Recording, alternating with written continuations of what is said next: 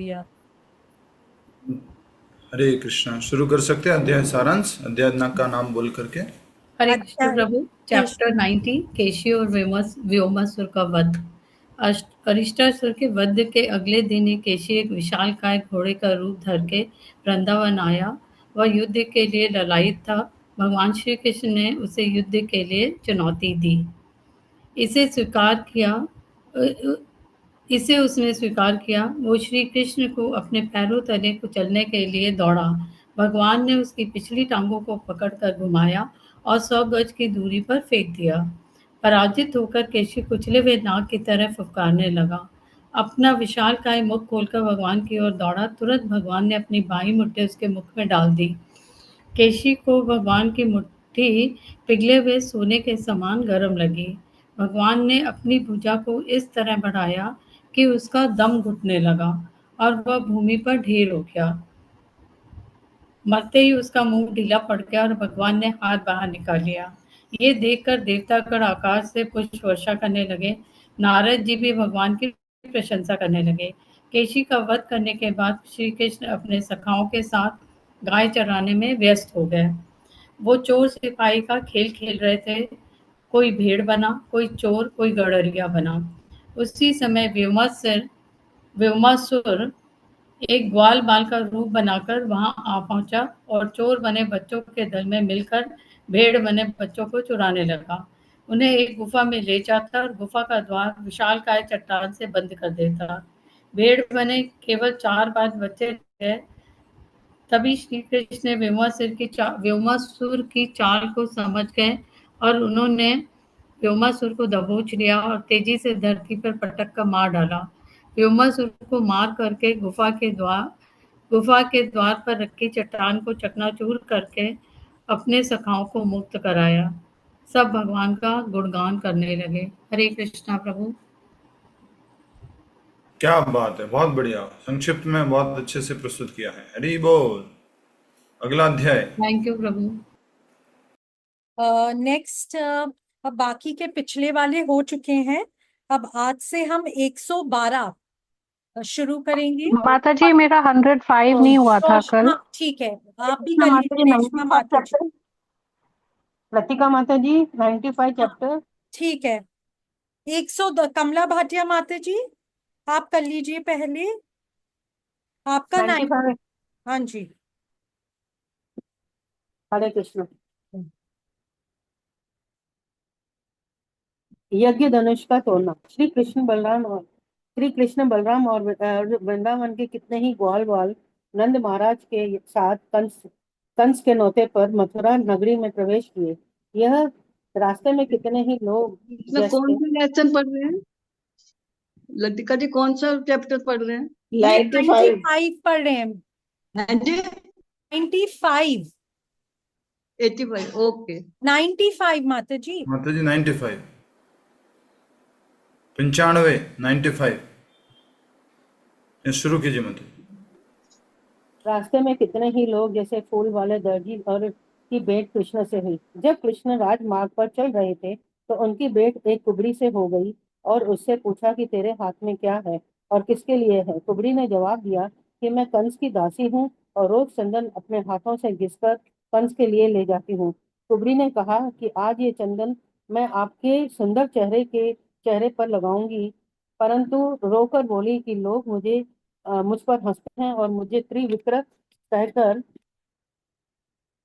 कहते हैं, क्योंकि कृष्णा जी उनके सुंदर चेहरे के मुख पर एकदम चंचलित देखकर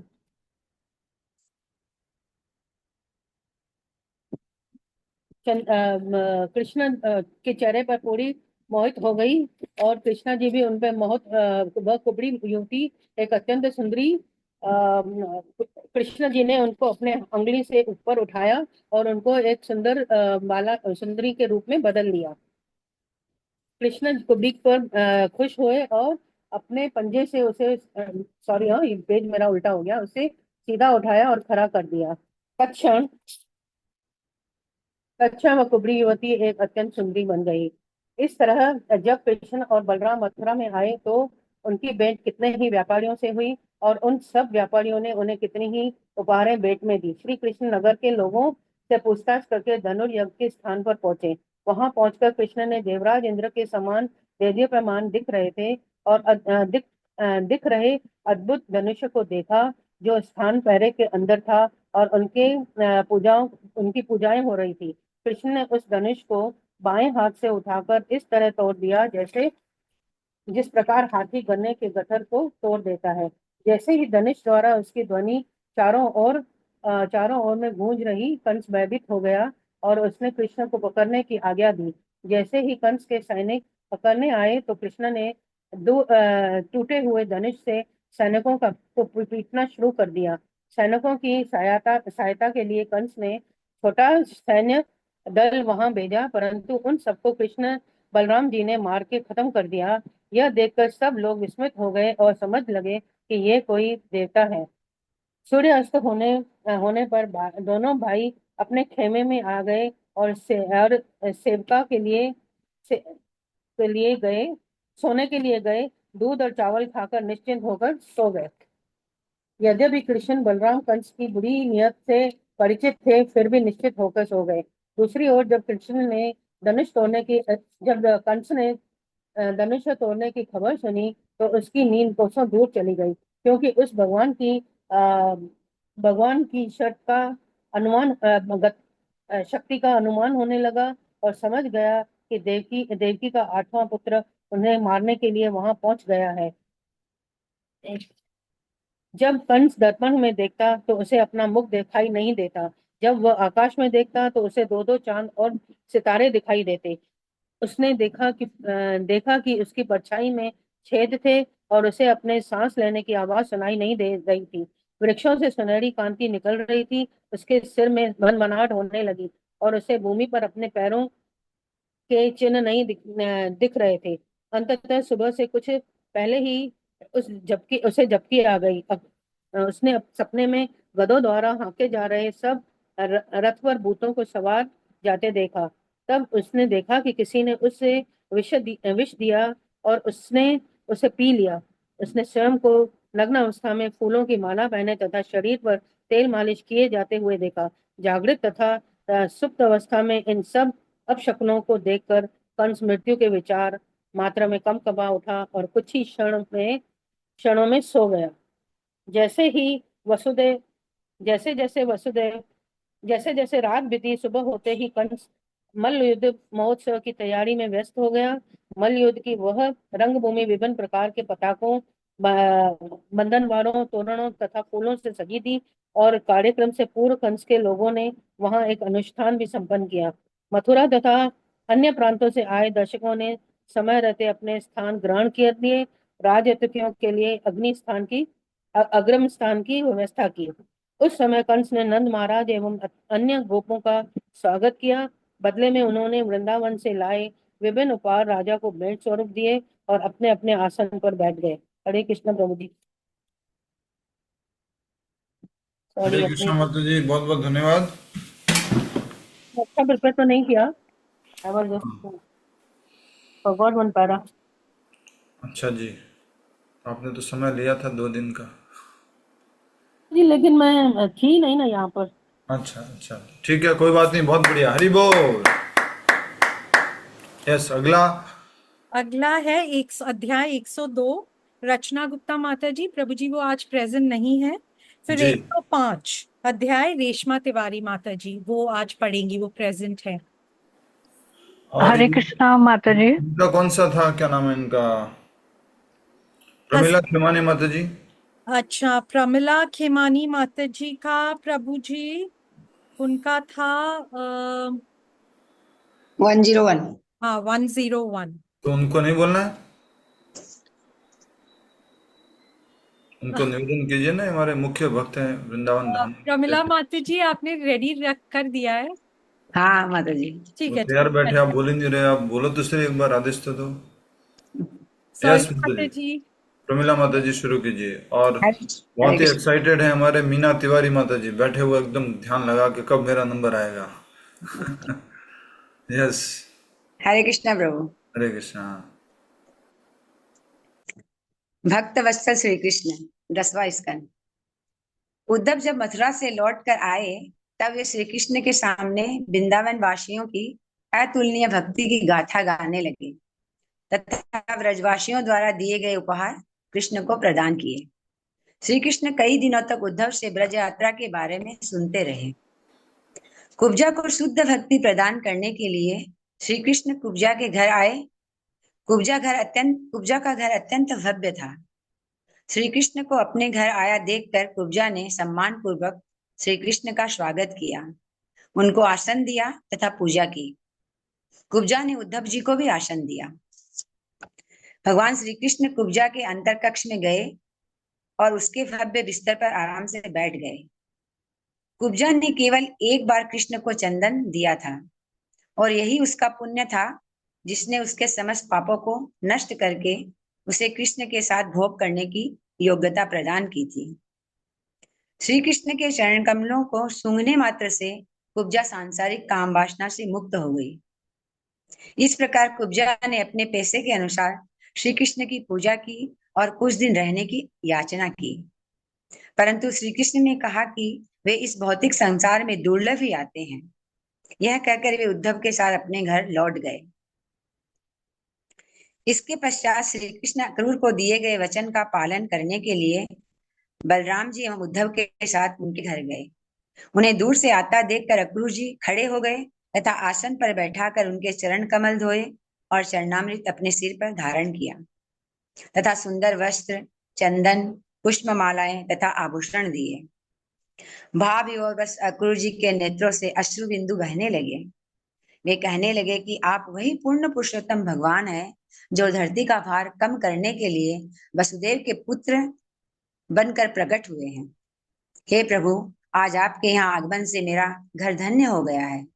कृपया मेरी सांसारिक आसक्ति को शीघ्र ही काट दीजिए। ये सब आसक्ति केवल आपकी माया का ही प्रभाव है। मुस्कुराते हुए श्री कृष्ण ने कहा, आप मेरे गुरु, चाचा और मित्र हैं। आप जैसे महात्मा पूजनीय हैं। आप जैसे साधु मात्र अपने दर्शन से व्यक्ति को शुद्ध कर देते हैं। श्री कृष्ण ने अक्रूर जी को कहा कि वे हस्तिनापुर जाकर पांडवों का समाचार लाएं। इस प्रकार अक्रूर जी को निर्देश देकर श्री कृष्ण बलराम एवं उद्धव के साथ अपने निवास स्थान पर लौट आए। हरे कृष्णा प्रभु। क्या बात है, बहुत बढ़िया। हरि बोल। ये पक्का ब्रजवासी बोलते हैं ना, वैसे पढ़ रहे थे, बढ़िया एकदम ब्रजवासी है। धन्यवाद। और किसी को मालूम है कुब्जा कौन थी प्रीवियस लाइफ में? शूर्पणखा थी प्रभु जी। क्या बात है, ऐसे अपनी सिस्टर और से बोल रहे हैं। हरे कृष्णा। यस, बहुत बढ़िया, सही उत्तर दिया सुमन माता जी ने। शूर्पणखा थी। माता जी बुरा मत मानना, जिस मजाक किया है। हरे कृष्णा प्रभु जी, बुरा क्यों मानेंगे। यस, कौन थी प्रभु जी? शूर्पणखा। अच्छा, वही आप, मतलब आपने कहा, मैंने मजाक में आंसर दिया इसलिए। शूर्पणखा थी। शूर्पणखा ही थी। अच्छा, यस यस प्रभु जी। अब 102 अध्याय 102 रचना गुप्ता माता जी प्रेजेंट नहीं है। अब रेशमा तिवारी माता जी अध्याय 105। हरे कृष्णा माता जी। हरे कृष्णा प्रभु जी। यस माता जी। चैप्टर 105, श्री कृष्ण को रुक्मिणी का संदेश। चैप्टर 104 में हमने मुचुकुंद के उद्धार के बारे में सुना। भगवान के दर्शन के बाद जब मुचुकुंद गुफा से बाहर आए तो उनको एहसास हो गया कि कलयुग आ चुका है, क्योंकि लोग बौने दिख रहे थे और पशु वगैरह का आकार छोटा हो चुका था। ये देखकर वो तपस्या करने के लिए बद्रिका आश्रम चले गए। तब भगवान गुफा से निकलकर मथुरा लौट आए। यहाँ पर यवन राज की सेना ने घेरा हुआ था। भगवान ने संपूर्ण सेना का विनाश किया। उसके बाद जरासंध ने फिर से आक्रमण किया और उसके लिए वो मथुरा पहुंचा 13 अक्षौहिणी सेना को लेकर। इस टाइम पर भगवान अपने भाई बलराम के साथ वहां से भाग गए। यह उनकी लीला थी, परंतु जरासंध जोर जोर से हंसने लगा और उनका पीछा किया अपनी सेना के साथ। कृष्ण बलराम प्रवर्षण नामक पर्वत पर चढ़ गए। वहां जरासंध की सेना ने उन्हें बहुत ढूंढा, पर न मिलने पर उन्होंने आग लगा दी और ये मानकर कि उनकी मृत्यु हो गई वहां से लौट आए। कृष्ण बलराम 140 किलोमीटर ऊंचाई से कूदकर बच गए और दूसरों से की दृष्टि से बचते हुए द्वारका लौट आए। इस समय विदर्भ देश के राजा भीष्मक थे। उनकी एक पुत्री थी रुक्मिणी और उनके 5 पुत्र थे, रुक्मी, रुक्मबाहु, रुक्मकेश, रुक्मार्क और रुक्ममाली थे। नारद मुनि और अनेक आगंतुक ऋषिगणों से रुक्मिणी जी ने, जो स्वयं लक्ष्मी जी ही थीं, उन्होंने श्री कृष्ण के यशोगान बहुत सुने, उनके सौंदर्य, बल, चरित्र और ऐश्वर्य के बारे में। श्री कृष्ण ने भी रुक्मिणी जी की बुद्धि, शुभ शारीरिक अंगों, सौंदर्य एवं उचित व्यवहार के विषय में बहुत सुना और वो जानते थे।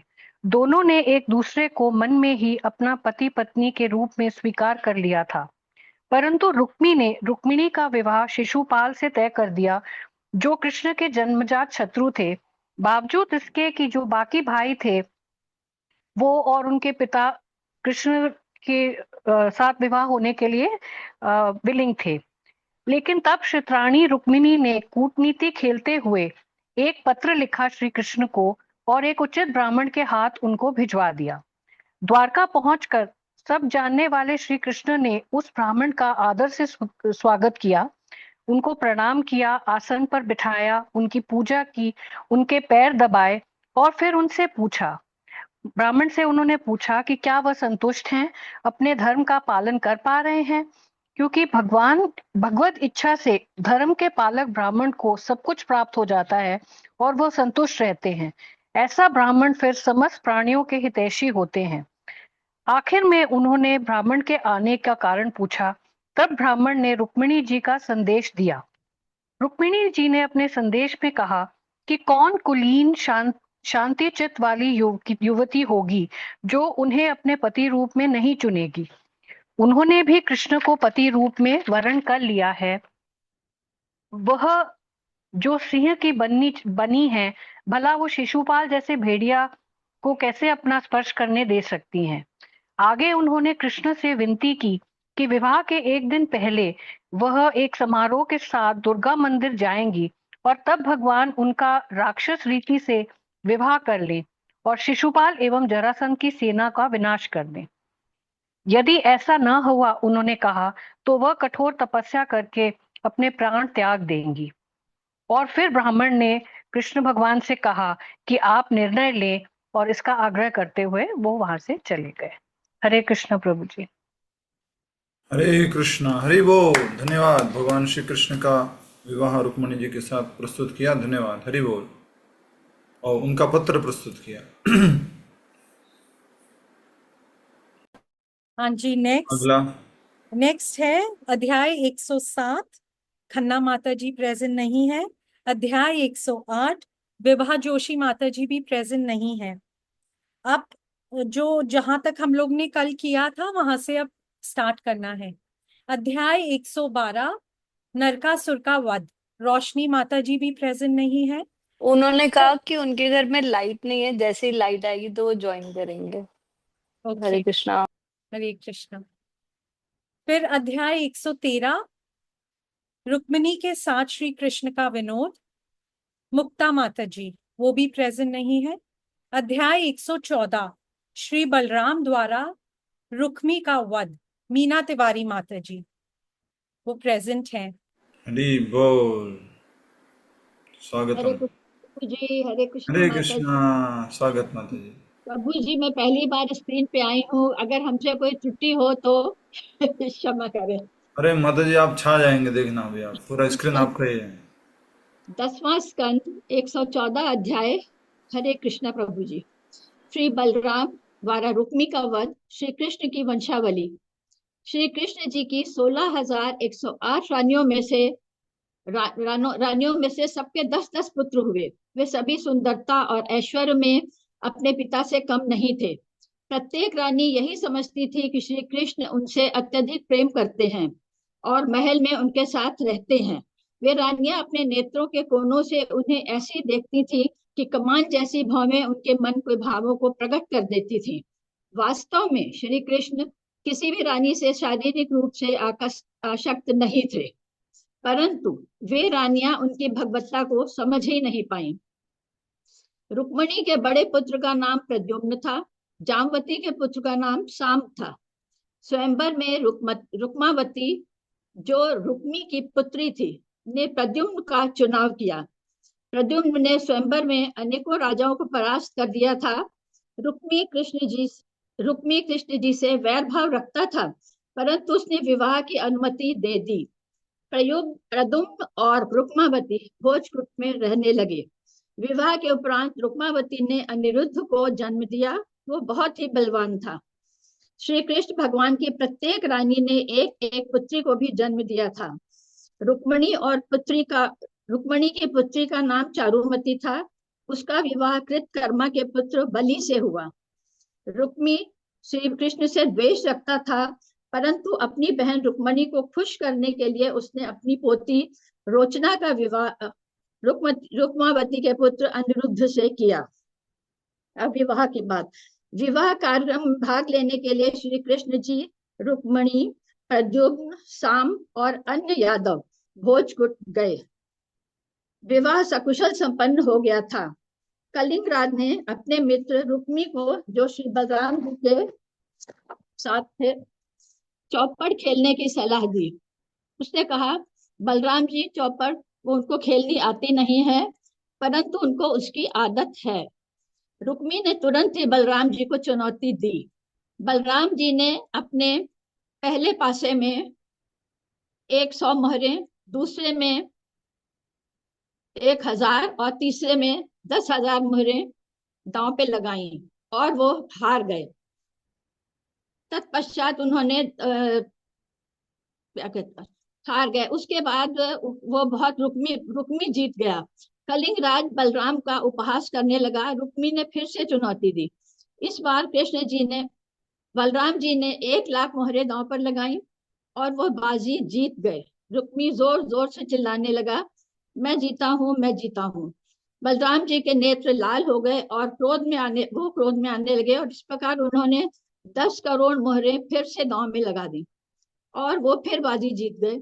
रुक्मी फिर चिल्लाने लगा, मैं जीता हूँ, मैं जीता हूँ। उसी समय आकाशवाणी हुई कि बाजी बलराम जी जीते हैं। रुक्मी झूठ बोल रहा है। आकाशवाणी पर ध्यान न देते हुए वो बलराम को उपहास करने लगा और बोला, गाय चराने वाले को चौपड़ का क्या ज्ञान, पासों से खेलना, बाणों से भिड़ना राजाओं का ही काम है। अत्यंत क्रोध में बलराम जी ने अपनी गदा रुक्मी के सिर पर दे मारी। रुक्मी वहीं धराशाही होकर पृथ्वी पर ढेर हो गया। बलराम जी ने कलिंगराज के दांत तोड़ दिए। वहां से भागते हुए सभी राजाओं के हाथ पैर तोड़कर और अपनी गदा से सबको रक्त रंजित कर दिया। कृष्ण भगवान शांति से सब कुछ देख रहे थे। एक और भाई और दूसरी ओर पत्नी का संबंध था। उन्होंने ना कोई प्रशंसा की और ना ही कोई आपत्ति उठाई। अंत में अनिरुद्ध अपनी दुल्हन को लेकर द्वारका की ओर चल दिए। हरे कृष्णा।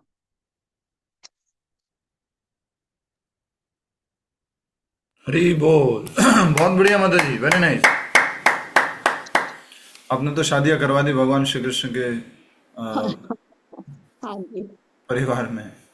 हरी बोल, बहुत अच्छा माता जी, वेरी नाइस। अच्छे से लिख के आपने अलग से तैयार करके लाया।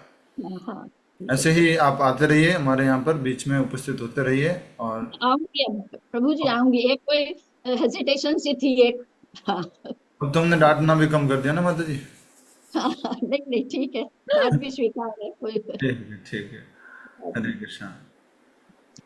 यस। 115 अध्याय 115 रत्ना माता जी प्रेजेंट है। हरे कृष्णा। रत्ना माता जी।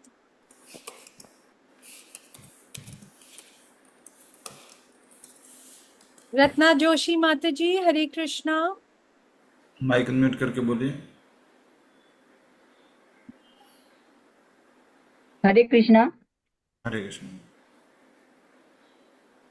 पता नहीं प्रभु जी अच्छे से हुआ कि नहीं। तो करेंगे, उसके बाद मालूम पड़ेगा। पूछा और अनिरुद्ध का विवाह। बलि महाराज के 100 पुत्रों में बाण सबसे बड़ा था। वह शिवजी का महान भक्त तथा स्वभाव से उदार और बुद्धिमान, सत्यवादी और वचन का पक्का था। बाणासुर को अपने बल और पद का घमंड होने लगा। एक दिन शिव जी के सम्मुख उसने कहा, हे महादेव, मुझे आपने 1000 भुजाएं दी है।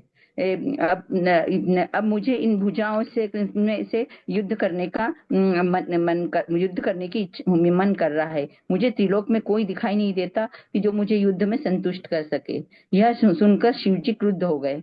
उन्होंने कहा कि अरे मूर्ख, शीघ्र ही तुम्हें अपनी टक्कर वाला कोई मिलेगा और वह तुम्हारा अभिमान चूर चूर कर देगा। बाणासुर की एक अति सुंदर कन्या थी उषा, जो विवाह योग्य हो चली थी। एक दिन अपनी सखियों के साथ सोते समय उसने एक सपना देखा। उसके साथ एक नवयुवक उसके साथ है। वह नवयुवक था श्री कृष्ण का पोता अनिरुद्ध। अनिरुद्ध बाणासुर का एक मंत्री था, कुंभार। उसकी पुत्री चित्रलेखा उषा के पास ही लेटी हुई थी। चित्रलेखा ने उषा से कहा, तुम किसे खोज रही हो? उषा ने कहा, मैंने सपने में एक युवक को देखा है जिसका रंग काले बादलों के जैसा था और उसकी आंखें कमल जैसी थी। चित्रलेखा ने कहा, सखी घबराओ मत, 3 लोकों में वह युवक कहीं भी क्यों न हो, मैं उसे यहाँ लेकर आऊंगी। तुम बस उसे पहचानने का प्रयास करना। यह कहकर चित्रलेखा विभिन्न देवताओं, गंधर्वों, सिद्धों, यज्ञों, दैत्यों तथा मनुष्यों के चित्र बनाने लगी। चित्रलेखा का अर्थ है जो सुंदर चित्र बना सके। अंत में चित्रलेखा ने सूरसेन, वसुदेव, बलराम और श्री कृष्ण का चित्र बनाया और जैसे ही उसने प्रद्युम्न का चित्र बनाया तो उषा लज्जा गई। अनिरुद्ध का चित्र देखकर उषा ने अपना सिर झुका लिया और कहा, हाँ यही है वह। चित्रलेखा उषा के प्रियतम को पहचान गई। उसी रात अपनी योग बल से आकाश में यात्रा करती हुई द्वारका पहुंची। वहां उसने प्रद्युम्न के पुत्र अनिरुद्ध को कोमल बिस्तर पर सोते हुए देखा। पुनः अपनी योग शक्तियों के प्रयोग से उसने गहरी नींद में सो रहे अनिरुद्ध को उठाया और शोणितपुर में उषा के पास ले आई। अनिरुद्ध को देखते ही उषा का चेहरा आनंद से खिल उठा। अपने मधुर वचनों एवं सेवा से उषा ने अनिरुद्ध के मन को जीत लिया। उसके पहरेदार तथा सेवकों को पता चला कि महल में कोई पुरुष छिपा है। उसने उन पहरेदारों ने बाणासुर को बताया कि उस महल में कोई पुरुष छिपा है। तेज कदमों से अपनी पुत्री के महल में पहुंचकर उसने देखा कि यदुनंदन अनिरुद्ध उषा के साथ बैठकर चौपड़ खेल रहा था। अनिरुद्ध के अतुलनीय सौंदर्य, कमल जैसी आंखें और शक्तिशाली भुजाएं तथा आकर्षक भावों को देखकर बाणासुर समझ गया कि वह उसकी पुत्री के लिए उपयुक्त पति है, परंतु साथ ही अपने परिवार की मर्यादा को बचाने के लिए वह क्रुद्ध हो गया। बाणासुर यह देखकर आश्चर्यचकित था कि सैनिकों के तड़पते भड़कते देखकर भी अनिरुद्ध निश्चिंत वहां बैठा रहा था।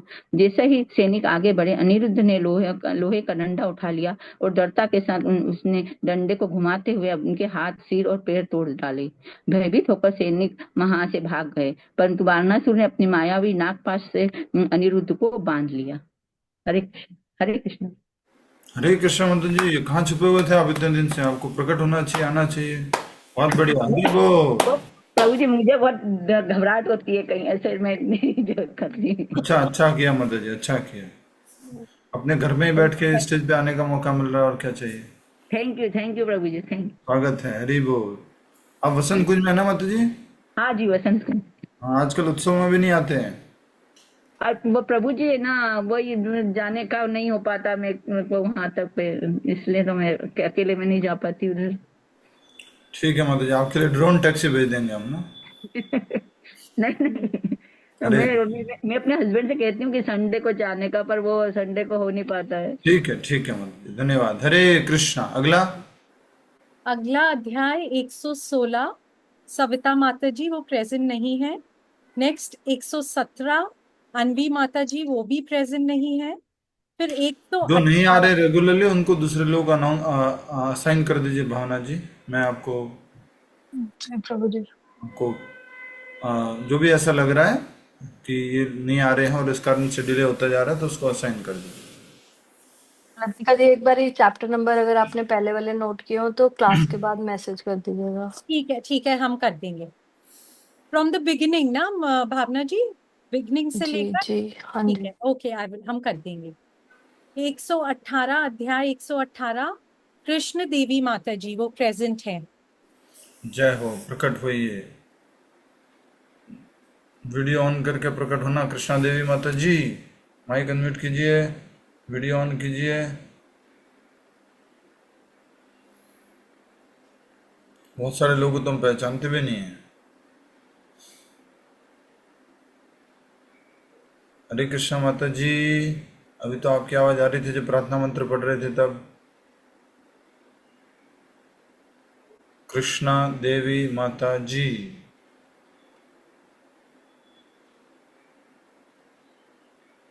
हरे कृष्णा।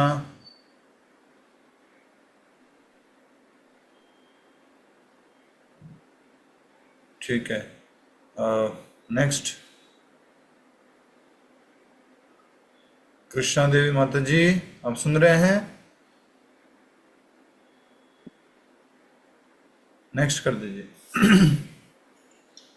ठीक है, नेक्स्ट अध्याय है 119, ममता किशोर माता जी, वो प्रेजेंट है। कृष्णा देवी माता जी ने अनम्यूट किया है। यस माता जी।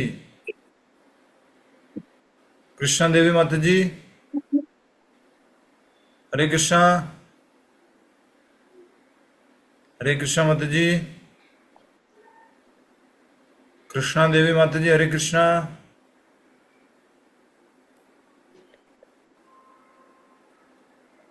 हरे कृष्णा। ठीक है, ममता किशोरी माता जी। हरे कृष्णा प्रभु जी। अध्याय 119, पौंड्रक ढोंगी वासुदेव। करुष के राजा पौंड्रक ने द्वारका में भगवान श्री कृष्ण के पास एक संदेश भेजा। राजसभा में भगवान श्री कृष्ण के सम्मुख आकर राजा के दूत वो शब्द दोहराने लगा, मैं ही एकमात्र वासुदेव हूँ और बद्ध जीवों का उद्धार करने के लिए मैंने इस संसार में अवतार लिया है। हे कृष्ण, तुम भगवान विष्णु के चिन्हों को त्याग दो और मेरी शरण लो, अन्यथा युद्ध की तैयारी करो। मूर्ख लोगों की बातों में आकर पौंड्रक स्वयं को भगवान मानने लगा था। पौंड्रक के इस मूर्खता भरे संदेश को सुनकर भगवान ने उसे एक संदेश भेजा, अरे मूर्ख, मैं कभी तुम्हारी शरण नहीं लूंगा। मैं अपने चक्र से तुम्हारा और तुम्हारे मूर्ख अनुचरों का वध कर दूंगा। भगवान श्री कृष्ण तुरंत ही अपने रथ पर आरूढ़ होकर काशी चले गए, जहाँ पौंड्रक अपने मित्र काशीराज के साथ रह रहा था। पौंड्रक ने भगवान श्री कृष्ण का संदेश सुना और युद्ध के लिए तैयार हो गया। भगवान श्री कृष्ण ने पहली बार पौंड्रक को देखा तो उन्होंने देखा कि पौंड्रक उनकी नकल कर रहा था। पौंड्रक ने शंख, चक्र, गदा और कमल लिया हुआ था। उसके हाथों में नकली सारंग धनुष था और छाती पर नकली श्रीवत्स चिन्ह एवं कौस्तुभ मणि थी। उसने पीताम्बर पहना था और उसके रथ पर गरुड़ ध्वजा लगी थी। विरोधी सेना ने भगवान श्री कृष्ण पर अस्त्र शस्त्रों की बौछार कर दी, परंतु भगवान ने अपनी गदा, तलवार, चक्र तथा बाणों से उन्हें निरस्त कर दिया। भगवान श्री कृष्ण ने सबसे पहले पौंड्रक का रथ तोड़ा और फिर सुदर्शन चक्र से उसका सिर धड़ से काट दिया।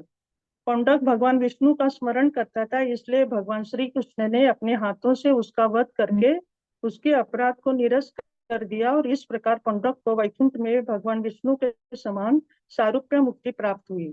उसके बाद भगवान ने काशीराज का वध किया।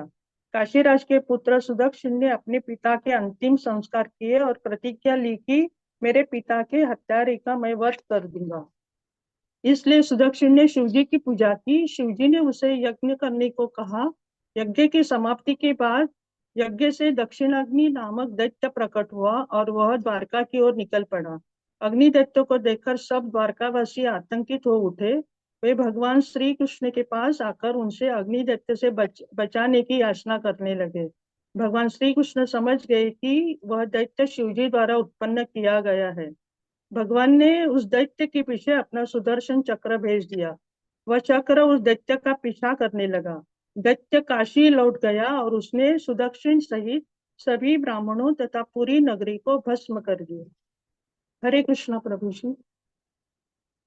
हरि बोल। हरे कृष्णा। ममता किशोरी माता जी, बहुत समय बाद आप आए हैं, धन्यवाद। आप सब ठीक है? स्वास्थ्य ठीक है सबका? ठीक है प्रभु जी, ठीक है। जानवी ठीक है? ठीक है, ठीक है। हरि बोल। बहुत पुराने डिवोटी हैं आप, शुरू से बॉम्बे में रहते हैं और रेगुलर आते थे पहले, अभी भी आते हैं, लेकिन क्या कहते हैं, कौन सा रस होता है सबसे पहला? शांत रस में आते हैं। ठीक, नेक्स्ट। हाँ जी, नेक्स्ट है 120, रेशमा माता जी।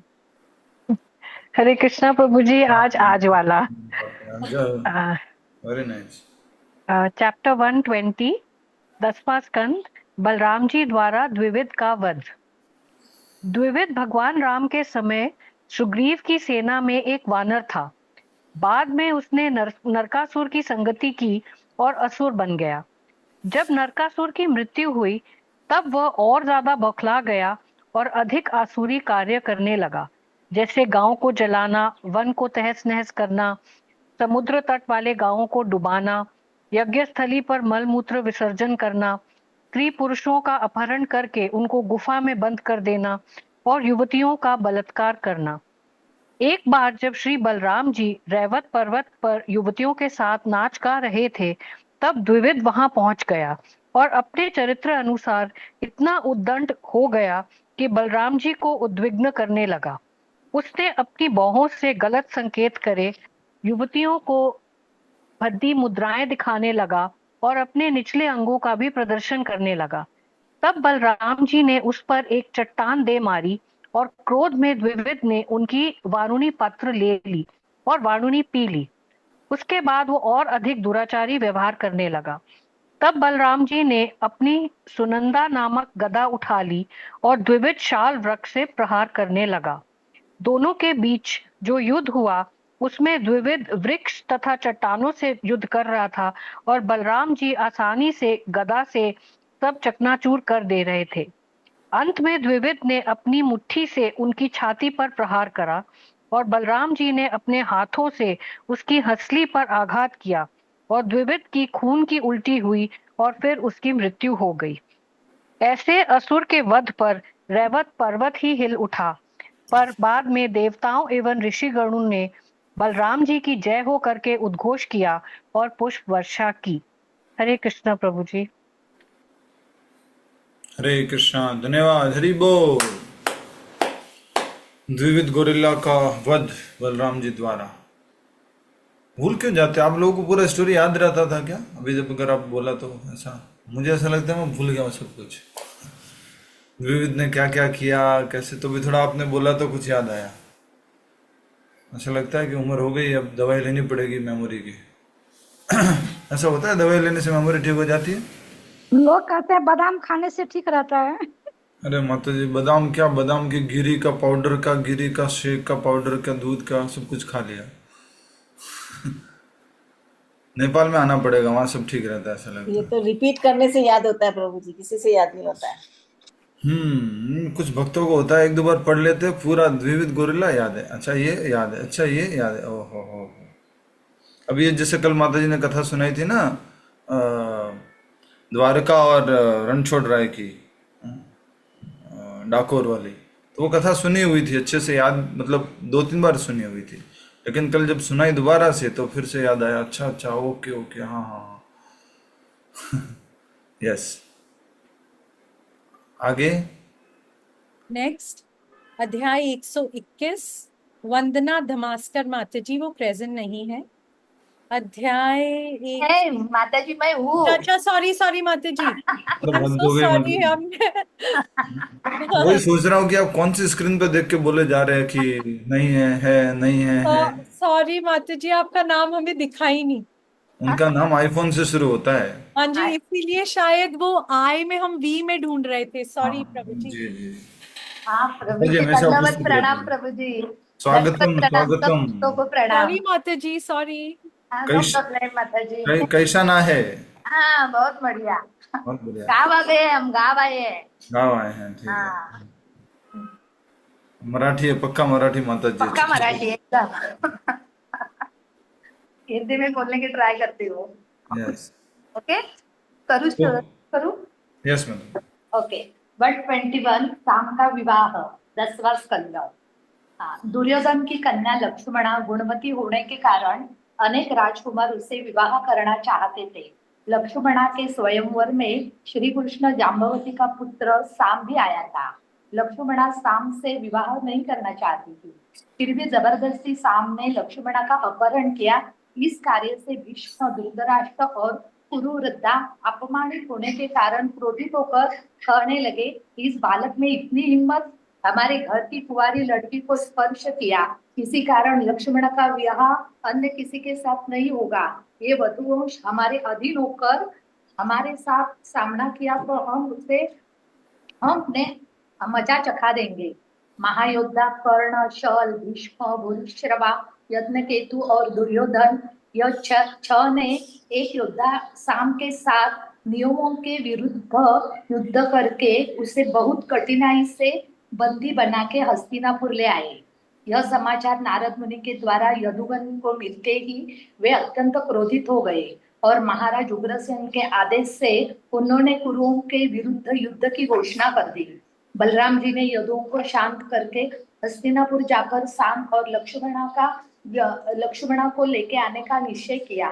उन्हें आशा थी कुरु उनका प्रस्ताव ठुकराएंगे नहीं। बलराम जी ने ब्राह्मण और परिवार के साथ हस्तिनापुर आकर नगर के बाहर खेमे लगा दिए और उद्धव को कुरुवृद्धों को मिलने के लिए भेजा। कुरु यह जानकर कि उनके हितैषी बलराम जी यहाँ आए हैं तो उन्होंने सत्कार की सामग्री के साथ बलराम जी की पूजा की और झुककर प्रणाम किया। कुशल क्षेम पूछने के बाद बलराम जी ने घोषणा करते हुए कहा, मैं यहाँ उग्रसेन महाराज की ओर से आया हूँ। उनका कहना है दोनों परिवार के अच्छे संबंध बनाए रखने के लिए साम को तुरंत मुक्त कर दो। यह सुनकर कुरु अत्यंत क्रोधित होकर बोले, हमने यदुओं को समान स्तर का दर्जा दिया, राजसी सुख सुविधा दी, इससे यदुओं का अभिमान बढ़ गया और निर्लज्ज होकर हमें ही युद्ध के लिए ललकार रहे हैं। उच्च कुल में जन्म तथा अर्जित ऐश्वर्य से कुरु अभिमानी बन चुके थे। बलराम जी से कठोर वचन कहकर वे अपनी पीठ दिखाते हस्तिनापुर की ओर जाने लगे। बलराम जी क्रोधित होकर कहा, गर्व के नशे में चूर व्यक्ति को सदा परामर्श देना व्यर्थ है।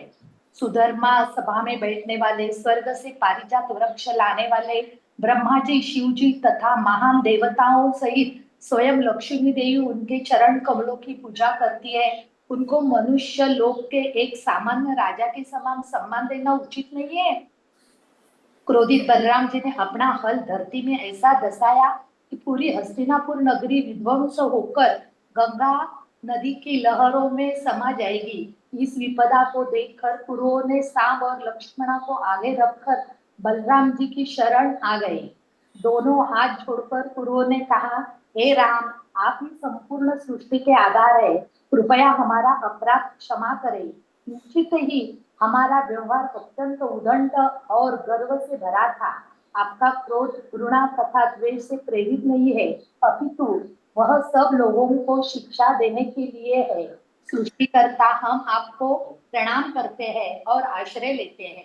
यह सुनकर बलराम जी का हृदय द्रवित हो गया। शांत होकर उन्होंने कुरुओं को निर्भय होने के लिए कहा। वास्तव में सब कुरु अत्यंत प्रसन्न थे क्योंकि साम उनकी बेटी के लिए योग्य वर था।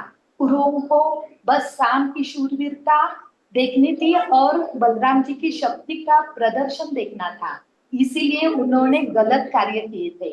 बहुत सारे उपहारों से और पूरे हर्षोल्लास के साथ साम और लक्ष्मणा का विवाह संपन्न हुआ और वे सब द्वारिका लौट आए। जय श्री कृष्ण। जय बोल, हरे कृष्णा। धन्यवाद माता जी। हरि हरि बोल। हरि हरि बोल। बहुत बहुत धन्यवाद। आपकी कृपा से हो गया।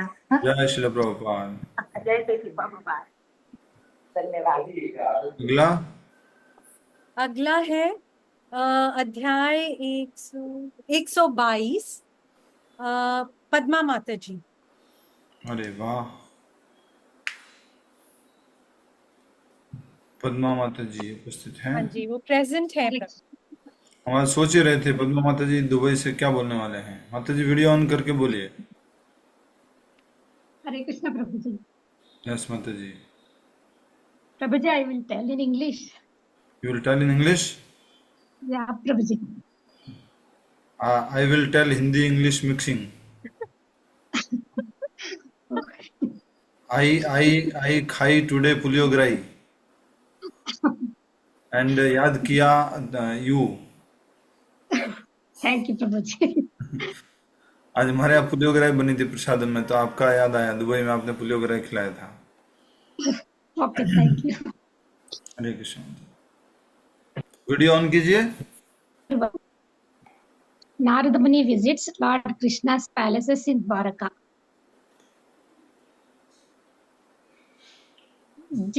This chapter relates how Narada Muni was amazed to see the household pastimes of Lord Krishna.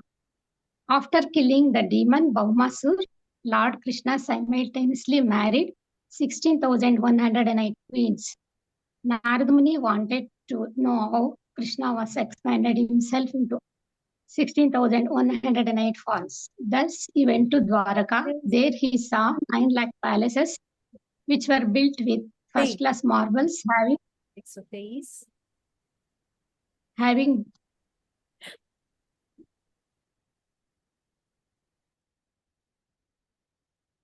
having doors made up of silver and decorated with jewels. The whole city was clean and full of architectural beauty. Within the city, Vishwakarma, with great skill, built 108 palaces of Queen Krishna's palace. In these palaces, where the pillars are made up of with coral, sapphire, and Vaiduria gems. Furniture were made up of ivory and decorated with jewels.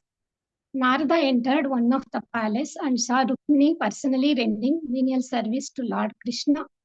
Even though there were hundreds of maid servants, as soon as Krishna noticed Narada, he got up from his bed and bowed down his rounded head, offering obeisance, and seated him on his own seat. Then washed Narada's feet and sprinkled on his head. Even though he was supreme personality of Godhead, to instruct others, everyone how to respect the saintly person. Such was the exemplary behavior of the Lord. Narada did not object, knowing Krishna was playing the role of perfect human being to teach others. With sweet voice, Krishna asked, how can I serve you? Narada replied, I have seen your lotus feet, which great liberation to your devotees, which even Lord Brahma and other great personalities can only meditate upon with their hearts. I simply desire to travel all over the world, chanting the glories of your pastimes. Narada wanted to see the activities of Lord Krishna's interpotential Yoga Maya. He entered another palace. He saw Lord playing at dice with his beloved consort and his friend Uddhava. Lord Krishna worshipped Narada by standing up and offering him a seat as previously, as if he did not know what happened at the Rukmini's palace. Asked him, when did you arrive? What can I do for you? Narada was astonished. He simply stood up and silently went to another palace. There Krishna offering him to the sacrificial fire in another. In another, he was feeding brahmanas. In another, he was chanting Gayatri Mantra. In elsewhere, he was enjoying in the water with many young women. Somewhere, he was moving about in disguise to find out what the citizens were thinking. Having seen all this, Narada addressed Lord Krishna. The extent of your mystic power is certainly inconceivable even to the mystics like Lord Brahma and Lord Shiva. Then Lord Krishna said, I am the speaker of religion, its performer and sanctioner. I observe religious principle to teach the whole world how to act. From this, Krishna demonstrated how married people could be sanctified. These pastimes can only be performed by the Supreme Personality of Godhead. Narada Muni felt pleased and astonished. Please give me your blessings that I may be able to travel all over the universe singing the glories of your transcendental activities. Narada felt very pleased and astonished and he departed from Dwarka. Hare Krishna Prabhuji. हरे कृष्ण माता जी, बहुत बहुत धन्यवाद। हरि बोल। हिंदी में सुन करके English में प्रस्तुत करने वाले और अच्छे से दुबई में बैठ करके पढ़ाई करने वाले, हरि बोल। हरे कृष्णा। धन्यवाद माता जी। यस, अगला अध्याय 123 सोनिया माता जी। हरे कृष्ण प्रभु जी। मैं ये अध्याय कल कर लूं? हरे कृष्णा। ठीक है, कल कीजिए। ओके प्रभु जी, थैंक यू। कितने दिन तक हम, और कितना रहेगा? 1-2 दिन और लगेंगे? हाँ जी प्रभु जी। इस संडे तक कर लेते पूरा, है ना? ठीक है।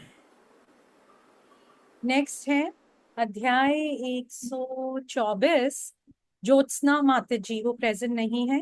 हरे कृष्ण प्रभु जी। हाँ है, आप प्रेजेंट हैं ज्योत्सना। हाँ जी। 124 श्री कृष्ण की इंद्रप्रस्थ यात्रा।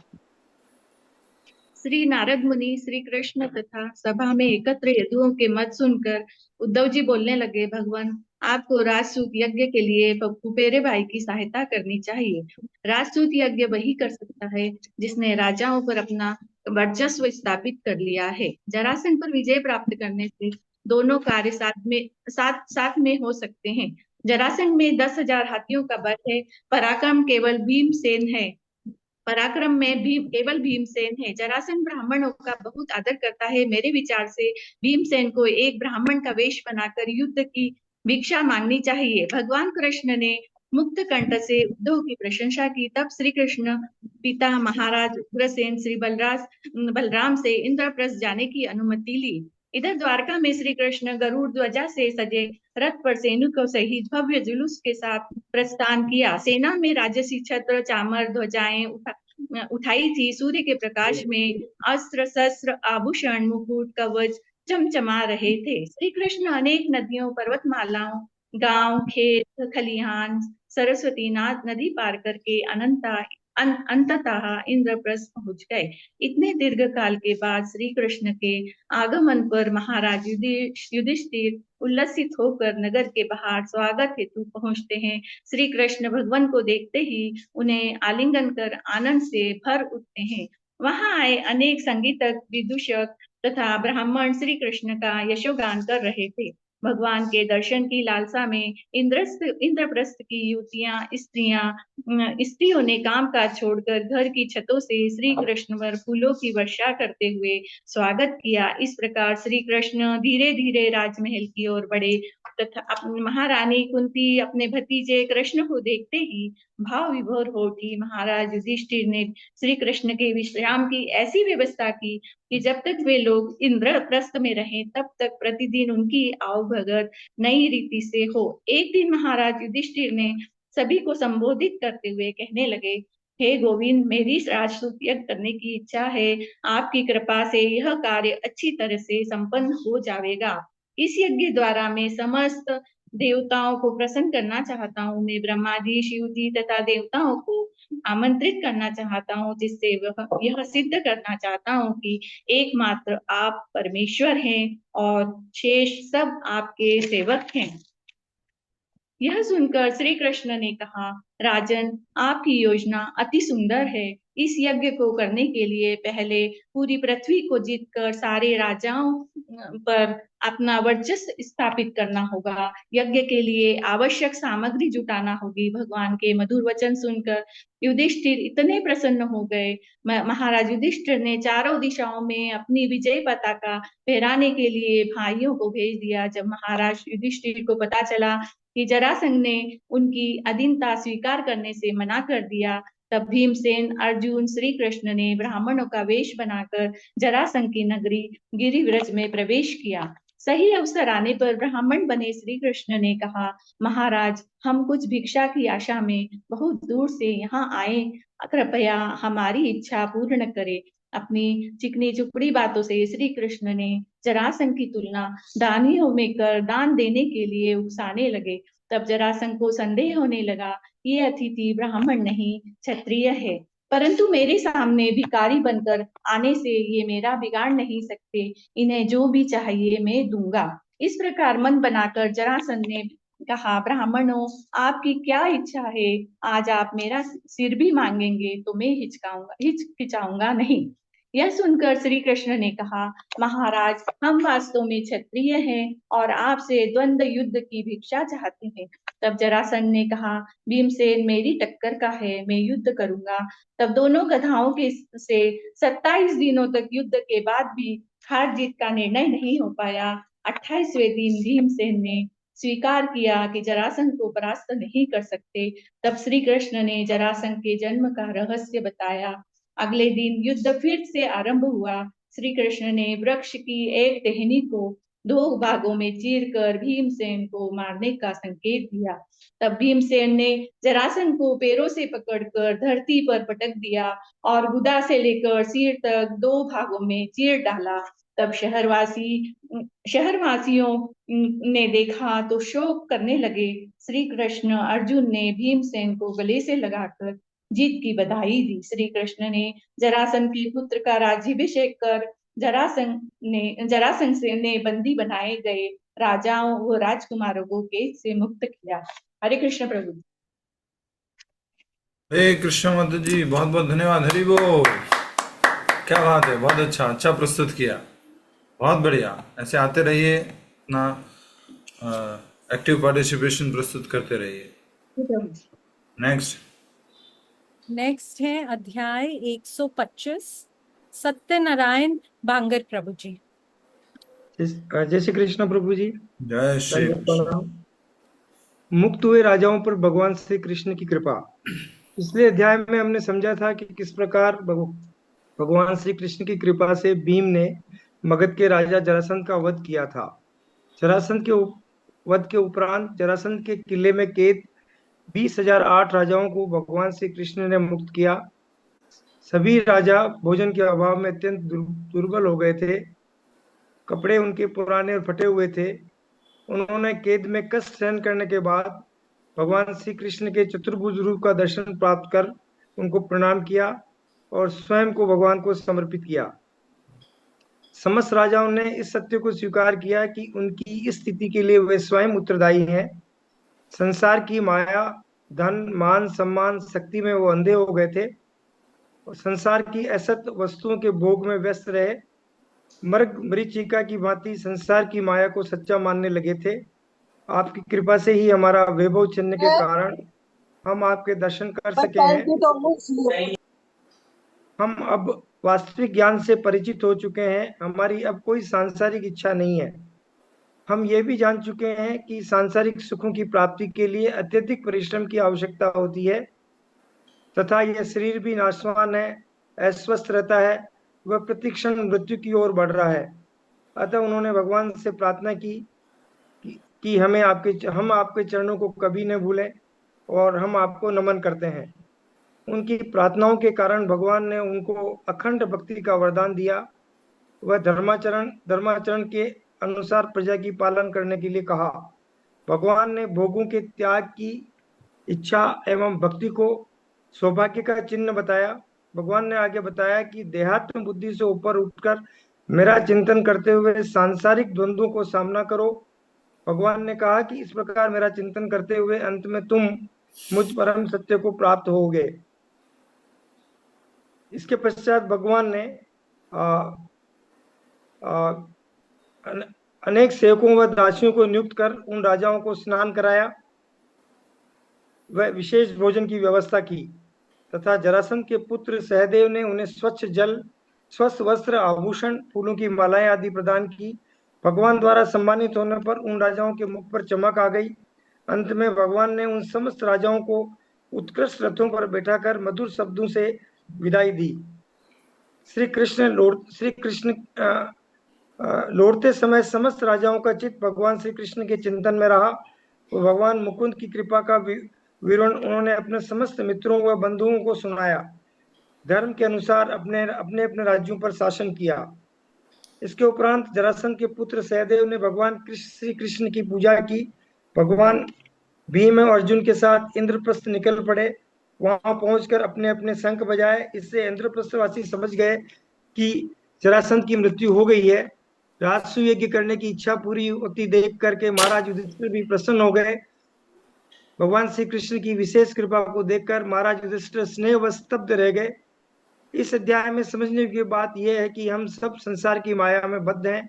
सांसारिक सुख, भोग, संबंधों आदि को स्थायी मानने की भूल करते हैं, जबकि मरीचिका की भांति इंद्रिय विषय भोग हैं जो कभी तृप्त नहीं हो सकते। इंद्रिय विषयों की भूख निरंतर बढ़ती रहती है, मृत्यु पर्यंत बनी रहती है तथा व्यक्ति को इन विषयों की पूर्ति के लिए कठिन परिश्रम करना पड़ता है। अतः हमें ज्ञान व वैराग्य, सत्संग, भक्ति द्वारा मन को संयमित करना चाहिए व भगवान की भक्ति करनी चाहिए। जय श्री कृष्ण प्रभु जी। हरि बोल। जय श्री कृष्ण। हरि बोल। बहुत बढ़िया सत्यनारायण जी, धन्यवाद। अगला। हाँ जी प्रभु जी, अगला है अध्याय 126, मीना माता जी। कृष्णा देवी माता जी आप करेंगे? एक दो बार आप अनम्यूट किए हैं माइक। कृष्णा देवी माता जी।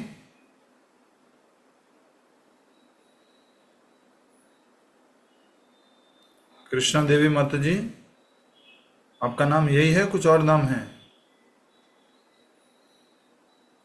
यस, नेक्स्ट मीना माता जी। मीना है। प्रभु जी हमारी आवाज आ रही है? यस माता जी, दोबारा आपने अध्याय लिया, आपकी आवाज एकदम क्लियर आ रही है। प्रभु जी हरे कृष्णा। 126 अध्याय 10वां स्कंद, राजसूय यज्ञ में शिशुपाल का उद्धार। जरासंध द्वारा बंदी राजा जब उनकी कैद से बाहर आए और श्री कृष्ण भगवान की विशेष कृपा होने के पश्चात उन्होंने अपने अपने राज्यों पर शासन किया। युधिष्ठिर को प्रणाम करके श्री कृष्ण, भीम और अर्जुन ने उन्हें सारा वृत्तांत कह सुनाया। तत्पश्चात युधिष्ठिर ने सुयोग्य ब्राह्मणों और मंत्रियों को आमंत्रित करके राजसूय यज्ञ करने की तैयारी करी। ऋषियों के नाम कृष्ण, द्वैपायन, भारद्वाज, गौतम, वशिष्ठ, कण्व, मैत्रेय, विश्वामित्र, पराशर, गर्ग आदि। यज्ञ में द्रोण, भीष्म, कृप, धृतराष्ट्र और उनके पुत्र महात्मा विदुर तथा विश्व भर के अनेक राजाओं को आमंत्रित किया गया। सोने के हल द्वारा यज्ञ स्थली का निर्माण किया गया। यज्ञ में केवल सोने के बर्तनों का ही प्रयोग किया गया था। उस यज्ञ में युधिष्ठिर द्वारा आमंत्रित अनेक प्रमुख देवगण जैसे ब्रह्मा जी, शिव जी, इंद्र, असंख्य सिद्धगण, गंधर्व, महर्षि, यक्ष, किन्नर आदि भी सम्मिलित थे। सभी ने इस यज्ञ को करने के लिए अपनी पूर्ण सहमति दी। यज्ञ में जब सोमरस की प्राप्ति होनी थी तो युधिष्ठिर ने ब्रह्म पुरोहित को सम्मान पूर्वक बुलाया। ब्रह्म पुरोहित का कार्य है यज्ञ में हुई किसी भी त्रुटि को सुधारना होता है। यज्ञ में उपस्थित सभी सर्वश्रेष्ठ व्यक्ति की पूजा भी होती है। अब प्रश्न यह उठा कि इसके योग्य कौन है। इसे अग्र पूजा कहा जाता है। कोई भी निर्णय नहीं जब हो पाया तो सहदेव ने कहा, निसंशय भगवान कृष्ण ही अग्र पूजा के योग्य हैं। सभी ने इसका अनुमोदन किया। युधिष्ठिर महाराज ने प्रसन्न होकर तुरंत भगवान श्री कृष्ण की पूजा करने लगे। युधिष्ठिर महाराज ने भगवान श्री कृष्ण के पैर धोकर चरणामृत लिया और सभी पर उसको छिड़का। पूरी सभा में उल्लास छा गया। भगवान की जय जयकार की ध्वनि चारों ओर गुंजायमान हो रही थी। उस समय सभा में शिशुपाल भी उपस्थित था, जो कृष्ण जी का कट्टर शत्रु था। वह यह सब सहन नहीं कर सका। उसने भगवान कृष्ण को बहुत अपशब्द कहे। उसने कहा, आज यह सिद्ध हो गया है कि नियति बलवान होती है, क्योंकि आज मैं महान ऋषियों तक को माया के वशीभूत हुआ देख रहा हूँ। देखो तो यह सभा एक बच्चों को बचकानी बातों को से प्रभावित हो गई है। इस ब्रह्मांड के बड़े बड़े महान ऋषियों को छोड़कर तुम लोगों ने इस बालक को अग्र पूजा के लिए चुना। यह मूर्खता नहीं तो और क्या है। जिस प्रकार एक कौवा एक यज्ञ प्रसाद का अधिकारी नहीं हो सकता, उसी तरह यह भी इस पूजा का अधिकारी नहीं है। ययाति के शाप के कारण ये यादव सभ्य पुरुषों द्वारा तिरस्कृत हैं और यादवों ने मनुष्यों को पवित्र भूमि को छोड़कर ऐसे समुद्र का आश्रय लिया है जहाँ किसी भी धर्म का पालन नहीं होता है। शिशुपाल भरी सभा में बुरी तरह बड़बड़ा रहा था। पूरी सभा में हलचल मच गई। भगवान चुपचाप सुनते रहे। सभा में पांडवों और अन्य योद्धाओं ने तलवारें बाहर खींच ली और जो अन्य लोग वहां उपस्थित थे वो बाहर चले गए। ऐसा कहा गया है कि भगवान और भक्तों की जब निंदा को सुनकर तुरंत उस स्थान को त्यागना ही उचित है। इसके बाद भी शिशुपाल शांत नहीं हुआ। उसने अपनी तलवार ढाल उठा ली। भगवान नहीं चाहते थे कि ऐसे अवसर पर युद्ध हो, अतः अपने सुदर्शन चक्र से शिशुपाल का सिर उसके धड़ से अलग कर दिया। सभा में उपस्थित सभी लोगों ने यह दृश्य देखा कि शिशुपाल के शरीर से एक ज्योति निकली और कृष्ण भगवान के शरीर में समा गई। यद्यपि शिशुपाल श्री कृष्ण से शत्रुता रखता था, फिर भी वह सदैव श्री कृष्ण का चिंतन किया करता था। आरंभ में शिशुपाल सायुज्य मुक्ति भगवान के साथ होता है प्राप्त करके अंततः शिशुपाल उनकी सेवा में संलग्न हो गया। युधिष्ठिर महाराज ने में सभी पुरोहितों को दान दिया, अवभृत स्नान किया, दुर्योधन को छोड़कर सभा में यज्ञ सभी महिमा का गुणगान कहे थे। तत्पश्चात श्री कृष्ण भगवान कुछ महीने और इंद्रप्रस्थ रहे और अंत में द्वारका लौट गए। हरे कृष्ण।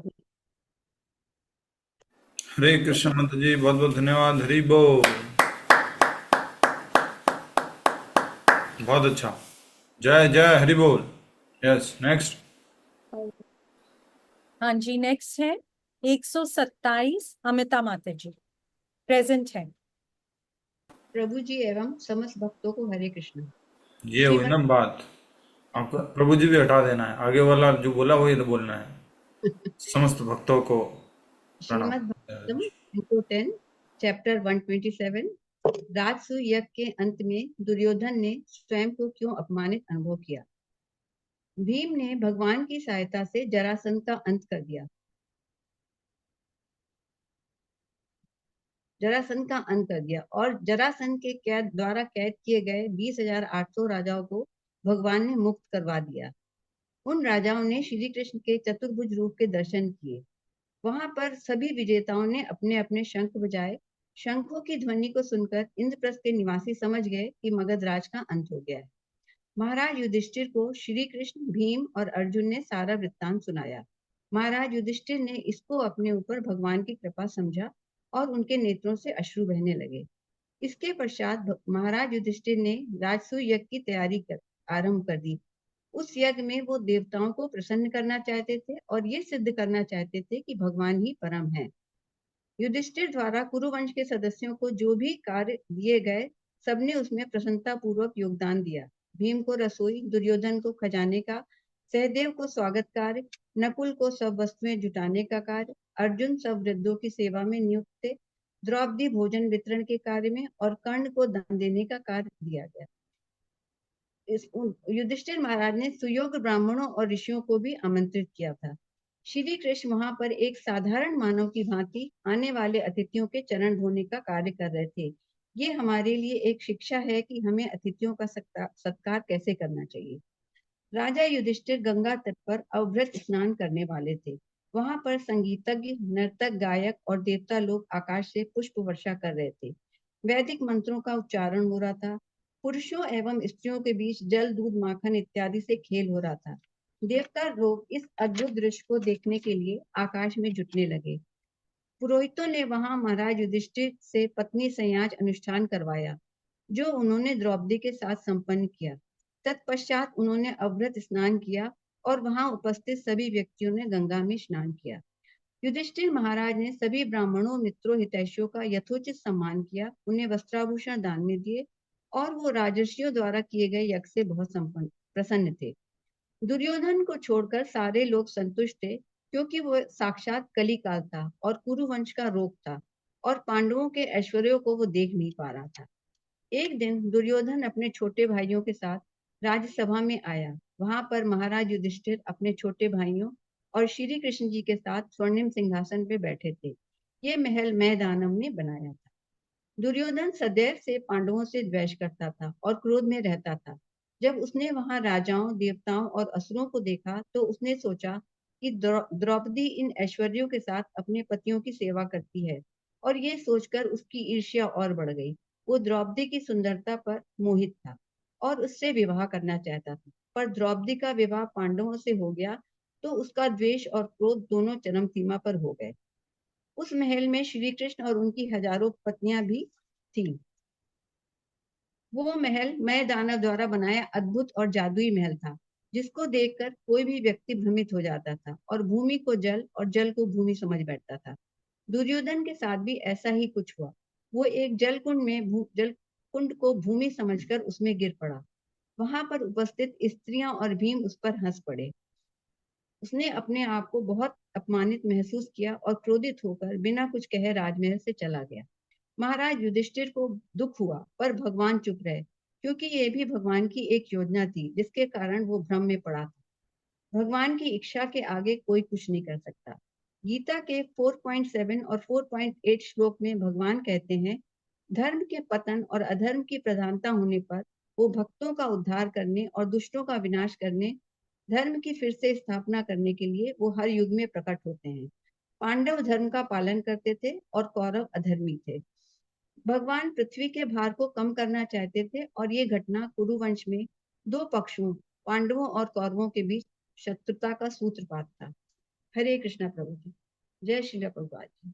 हरे कृष्ण। जय श्री प्रभुपाद। हरे कृष्णा। माता जी कहाँ खो गए थे आप इतने दिनों तक? वीडियो नहीं ऑन करते थे। हाँ, अटेंड रोज करते हैं क्लास। ऐसे मत कीजिए, थोड़ा दर्शन देते रहिए, हमें भी थोड़ी खुशी मिलेगी। इस बहाने बहुत सारे पुराने भक्तों से मिलना हो रहा है। हरे कृष्ण। प्रभु ठीक बोला ना? बहुत बढ़िया। हरि बोल।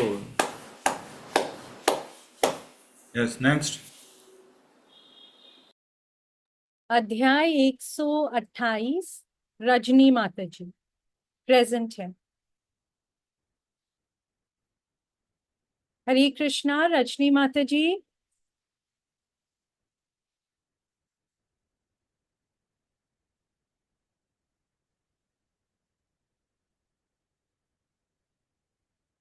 रजनी माता जी हरे कृष्णा।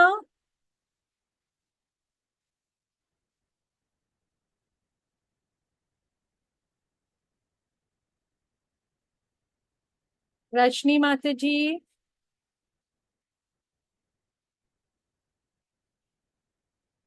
सॉरी प्रभु जी, नो रिस्पॉन्स। नेक्स्ट अध्याय बोली। Yes, next. 130 sorry 129 Shri Krishna द्वारा साल्व का वध। अध्याय 129 इसे कौन कर रहे थे? हरे कृष्णा। भावना जी। उनको तो आज ही असाइन किया है ना, तो वो प्रिपेयर नहीं कर पाए होंगे। अभी अभी बोला था कि 129 कर लें। सुनीता माता जी थे हाँ जी, कोई। तो अभी असाइन भी नहीं किया प्रॉपर्ली, तो 130। ठीक, 130 सहस्त्रनंद दास प्रभु जी तो प्रेजेंट है। हरे कृष्णा प्रभु जी। हरे कृष्णा प्रभु जी, स्वागतम। हरे कृष्णा। अध्याय 130 दंतवक्र विदुरथ और रोम हर्षणका का वध। ऐसे क्या कविता में लिखा है? नहीं प्रभु जी, कुछ आवाज में प्रॉब्लम आ रही। अभी ठीक है, बोलिए।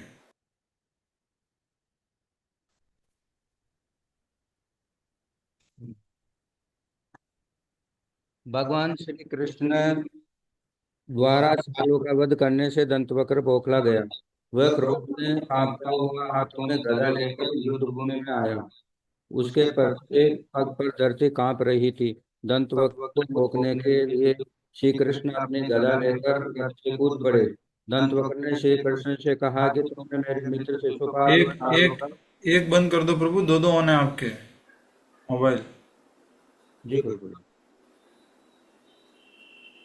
हाँ,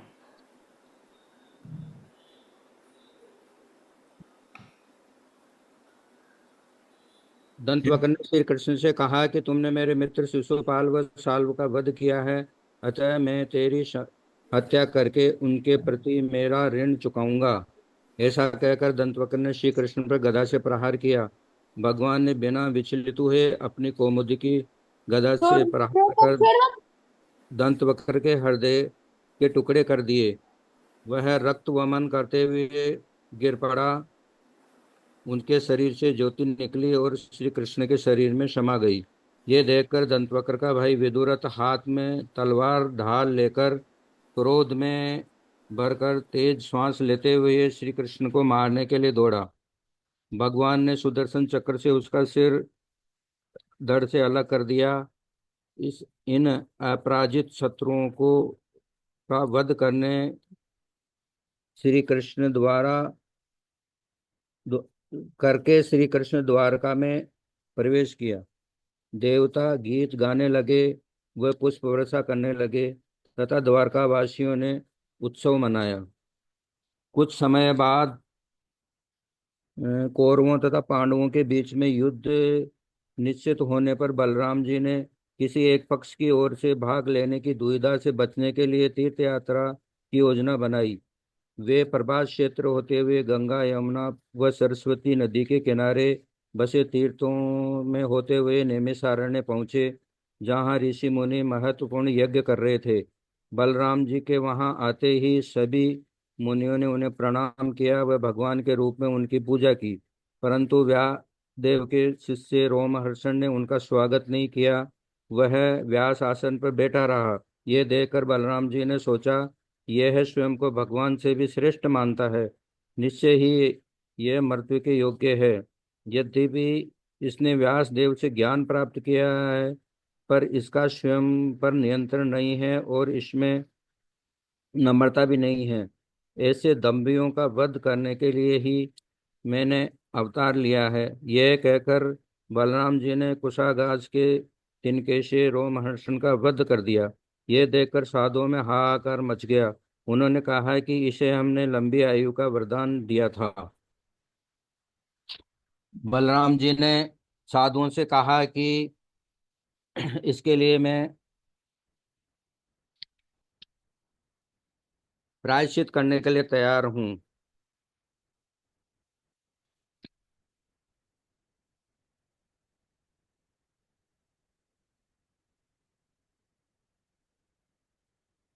यह यह सुनकर बलराम जी ने ऋषियों को, क्या कर रहे हैं प्रभु, तैयारी करके नहीं आए क्या?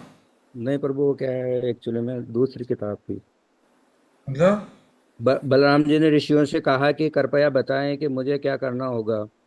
यदि आप चाहें तो मैं इसे पुनर्जीवित करने का आशीर्वाद दे सकता हूँ। परंतु वे ऋषि भगवान के उद्देश्य में बाधा नहीं बनना चाहते थे। उन्होंने भगवान जो हो गया सो हो गया, परंतु हमारी यह इच्छा है कि रोमहर्षण को दिया गया हमारा आशीर्वाद निष्फल न जाए।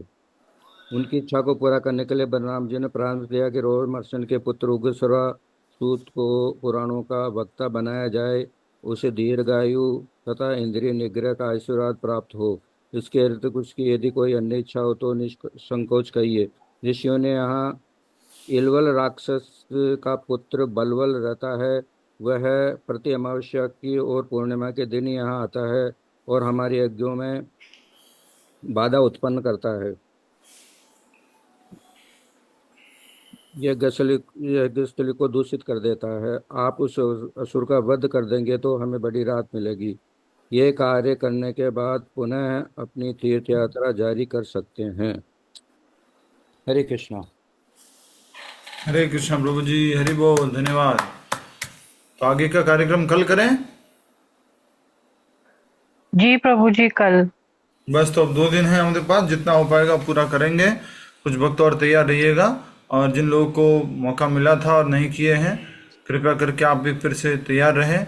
और कृष्णा देवी माता जी, आप 2-3 बार माइक अनम्यूट किए हैं, आप ही हैं कृष्णा देवी माता जी? आपका क्या नाम है? हम अनम्यूट के लिए भी रिक्वेस्ट भेजे हैं आपको।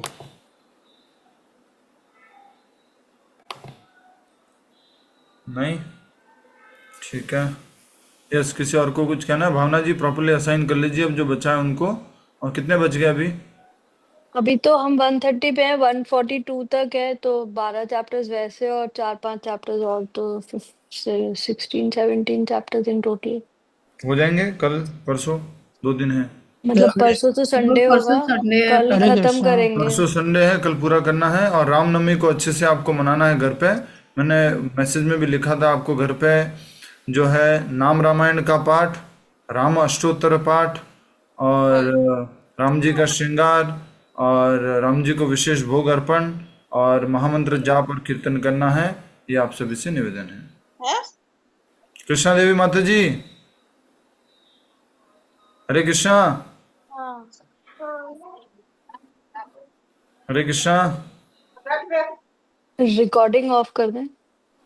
बोल दे।